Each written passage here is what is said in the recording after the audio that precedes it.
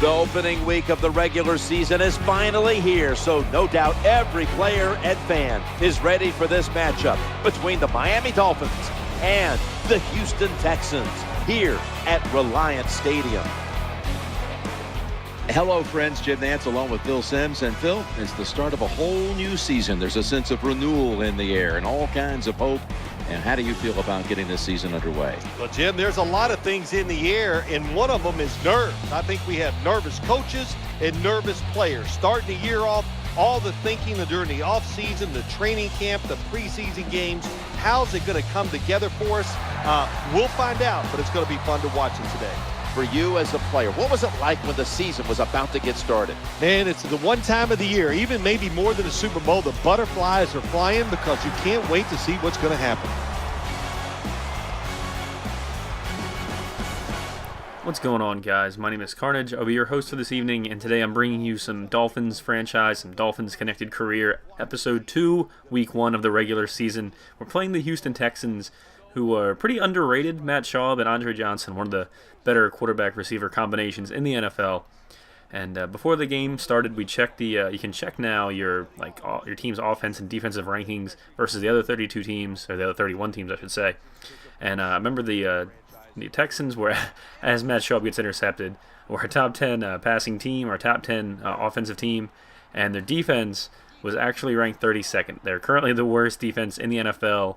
And that's a good thing for our boy here, Matt Tannehill, the rookie quarterback coming out, playing his first game, his first pass ever right here. What will it be? A completion to Reggie Bush, which is nice. That first one's always a big milestone, even if it only was for 3 yards. Matt Tannehill today actually puts on a passing clinic. I'll give you guys that.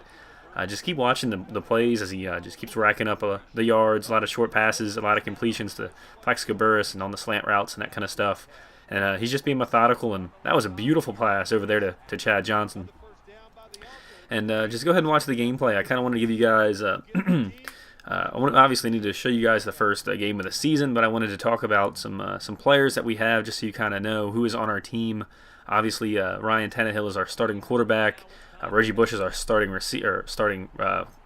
running back. Excuse me, I almost said receiver. But he does do that a lot too, actually. He actually has a pretty good game in here as well. But other than that, our receivers, our number one receiver is Plaxico Burress. Our number two receiver is now Terrell Owens. We decided to sign Terrell Owens, give him a chance. He got cut by the Seattle Seahawks, and I was all over that. I've always been a T.O. fan. He's had some off-the-field issues, had some quarterback problems. We all know the drama that comes with T.O., but that's part of being in the NFL. It's part of, embracing what you are, embracing the NFL and the storylines that go along with the NFL and that kind of stuff. So I'm a big fan of T.O. And we also have Chad Johnson. Actually, in the depth chart order, it is Plaxico Burress, Chad Johnson, and then Terrell Owens, as Plaxico Burress makes a nice little catch right there. And I don't really have a reasoning for that. I just like... I don't know, I just like Chad Johnson so much. He's made a lot of plays during practice and that kind of stuff, so he's earned the number 2 spot.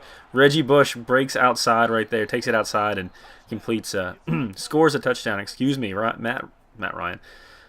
No, not Matt Ryan. Ryan Tannehill. Ryan Tannehill with a second touchdown of the game right there. Arian Foster up the middle for a huge run. 5 rushes for 40 yards, you can see right there. And I kind of wanted to talk about our receivers briefly. We've had some off the field, or not off the field, but on the field issues with Terrell Owens as Ryan Tannehill fumbles. What are you doing, big guy?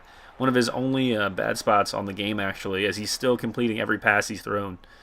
But we had some on the field issues with receiver Terrell Owens and receiver Plaxico Burress.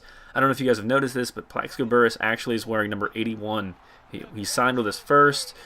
Weeks before we got Terrell Owens, and he chose the number 81. I don't know why. Maybe there was a number 17 before, or whatever number he wore. Reggie Bush with a huge run, just trying to run out the clock before second down, and he takes it to the outside. He could go all the way here, ladies and gentlemen, for an 80-yard run. Oh my God, Reggie Bush! He doesn't do that kind of stuff. It's crazy.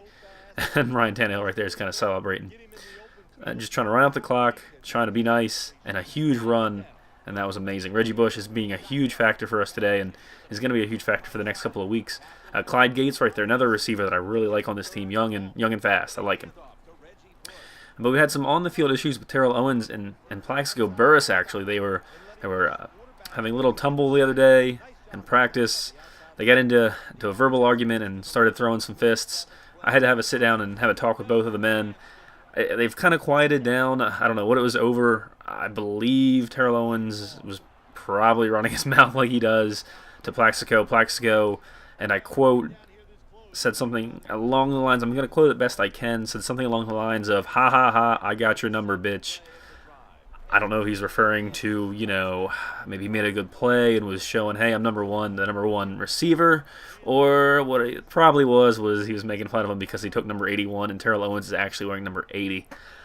I'm going to go with that one. I had to sit down and have a talk with both the men. They've calmed down since then. We've been just practicing. As Reggie Bush fumbles on the play and someone's injured. No, come on, Reggie, don't. No. Oh my gosh, this can't be happening. Really? Oh, this is not good, ladies and gentlemen. Reggie Bush is injured on the play. He's carried off the field by his teammates, and it's not looking good for us. Or is it?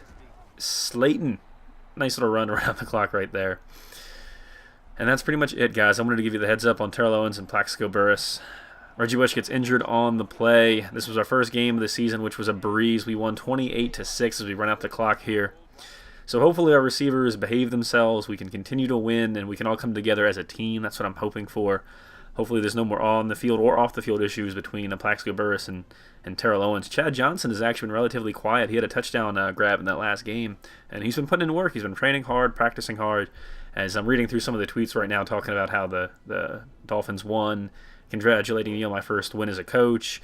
And then Skip Bayless actually says, in a sense, no one cares about Reggie Bush, and that's not really cool. I don't really appreciate that, but everyone has their own opinion.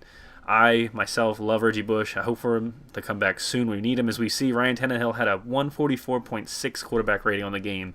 That's it, guys. I'm out of here. Goodbye.